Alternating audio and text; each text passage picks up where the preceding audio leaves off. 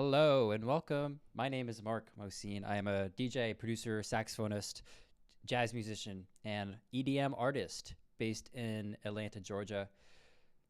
This is me. This is me on Instagram. I do cool things with cool people. But here I'm going to tell you about how to get better at songwriting. A lot better. And it's going to start with this right here. If I had to tell you one thing in this whole video, it would be to get better at songwriting, it'd be this. If you write one idea at a time, you're developing the skill of writing one idea at a time. If you write two ideas at a time, you're developing the skill of writing songs. This hits harder without saying at a time. When you write two ideas, you're actually writing a song. When you're writing one idea, you're just making one idea. And it's kind of like you have only one character in a movie. Okay, yeah, I'm sure there's some movies with one character, but you need other things that character can interact with. You need things that can emerge for the sake of that character. So when it comes to music, if we just have one idea that can't really go anywhere, you know what I mean? Like one idea, and you might be wondering, what do I mean by an idea? I generally mean one of these. If I can find these archetypes, a chorus, and you've heard these before: chorus, bridge, intro, and outro, or just the dreaded 8-bar loop of your drop, right? That's an idea. That's one idea. Yep, maybe you have a drop, or maybe you're at the beginning and you have some cool melody with some pad in the background. But that's it. You don't have anything else. That's just what you have. That's one idea. It's one section of a song, but it's not even a song yet. And so what you're going to find is that if you start to do two at a time, you're going to start to feel that you can connect them somehow, or that you want to connect them somehow. And this is what a song actually emerges from. Like, out of everything I've learned over the last 16 years writing songs, this is probably the most important thing, is that a song is a journey. A song is a story. It's a tale. It's a tale. You know what I mean? It's literally energy that is evolving over time, and there's different characters, and there's different sounds, and there's different things going on, and there's some unifying message with good songs.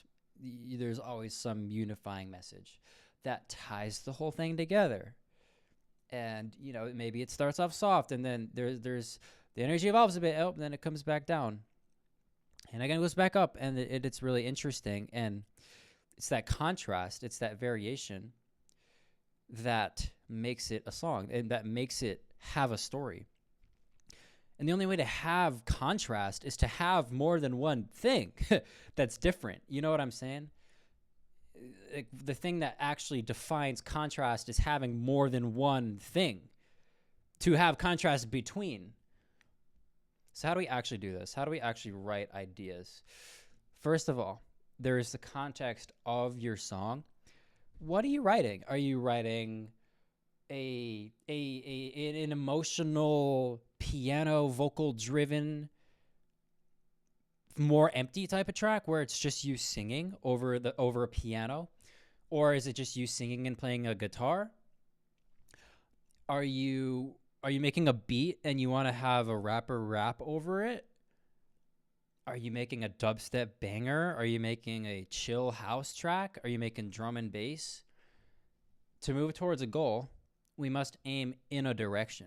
And it doesn't matter if we don't necessarily know that goal in 100% accuracy, but by aiming in a direction, we're going to be able to change that direction a bit. And at least we're moving towards something. So that's why it's always important to know what you're making. Again, house, D&B, dubstep, vocal piano, guitar vocal. Like, what are you creating? What type of song are you making? What is the genre, roughly speaking? I'm not saying you have to only stick to one genre. You shouldn't. But that is going to actually determine a lot of your songwriting decisions. So here I have a bass house track. Yes, it's called Bass House. And I knew from the very start, like, okay, I want to make a raucous, exciting, heavier house track. I'm not making dubstep. I'm not singing over the piano and trying to make my audience cry. No.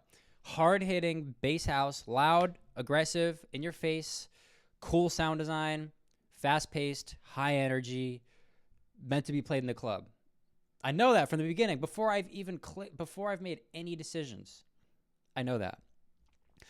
And I'm going to tell you right now, the more you can know that, the easier songwriting is going to be, because songwriting is the first step of creating a song, of finishing any music. And when you have the clarity of, I am trying to make a blank type of song, it's going to help you write the thing.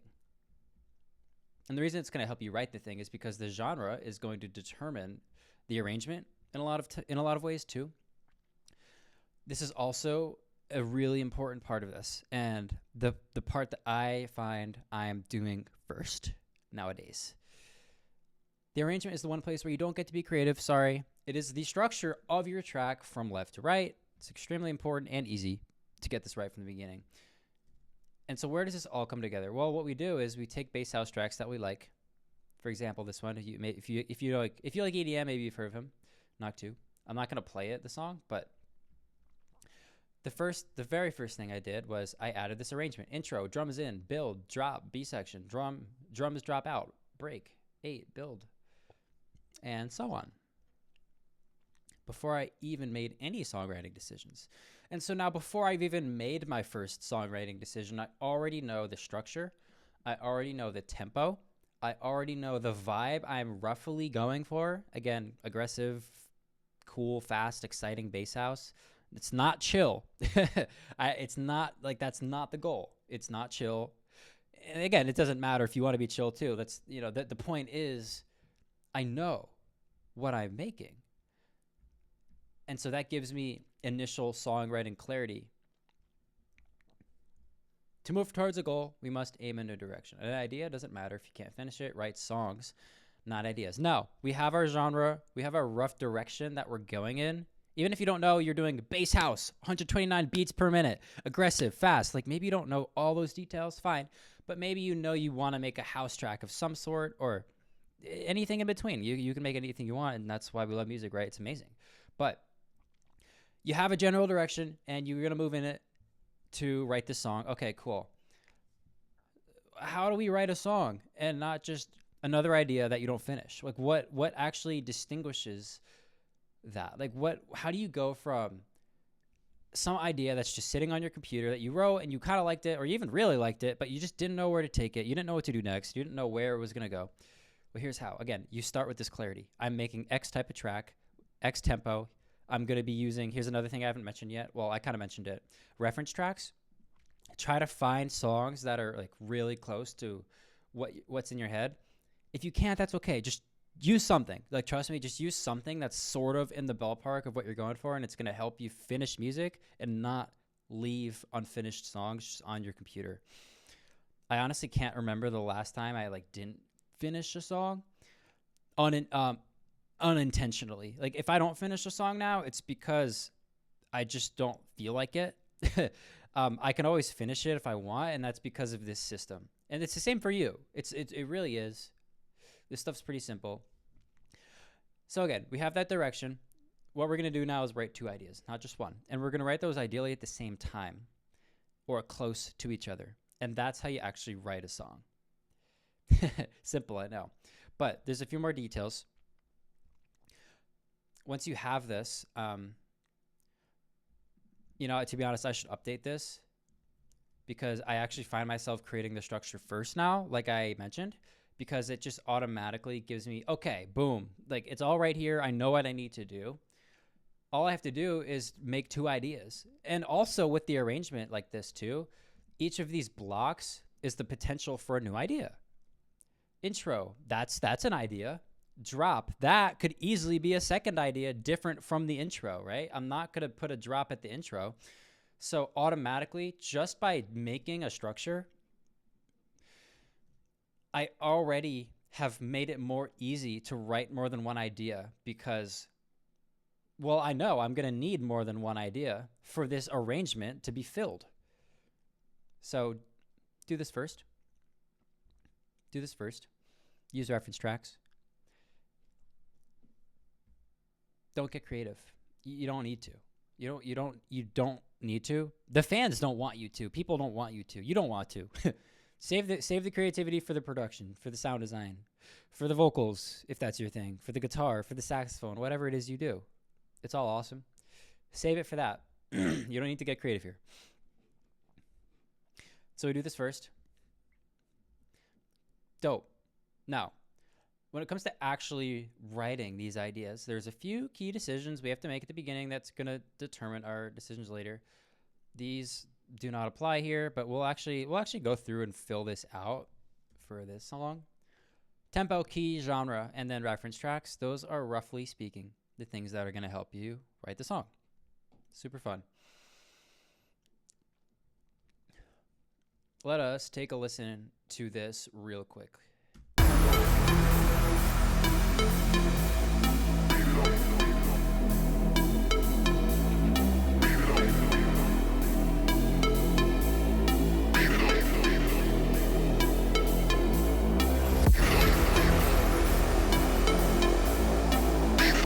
So this is one idea, right? There's a vibe that's established and, some sort of melody, and you can hear it evolving too. And it does sound like a song, but what really makes this a song is the fact that I have this drop here. Let's take a listen to that real quick.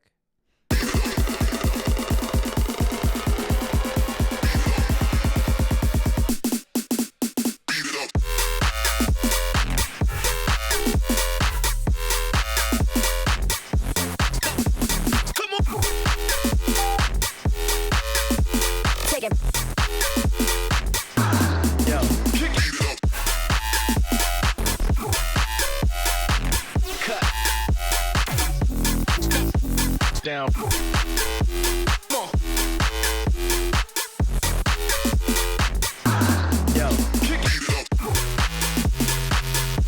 Okay, so what makes this a song is the fact that this is a distinct idea, this is a distinct idea. Therefore, to get from this distinct idea to this distinct idea, there's going to be some sort of transition that happens. There's going to be some sort of evolution of energy that occurs to get us from point A to point B. And that's it. And that's it. The last aspect of the two ideas idea is the motif, is how they're connected. That was also the big breakthrough that I had in the last couple of years, is like when you have the two ideas and you have them connected, well, how do you connect them? It's the motif. What is a motif? It's a memorable idea. A lot of ideas, I know, but to get more specific, it's literally a catchy sequence of notes that is simple. Let's Google it. A motif is a distinctive feature in an artistic composition. A short succession of notes producing a single impression. A brief melodic formula, that's a really interesting way to put it actually, out of which longer passages are developed. So what's the motif here? Well, it's simple. It's this. Ba ba ba ba ba ba.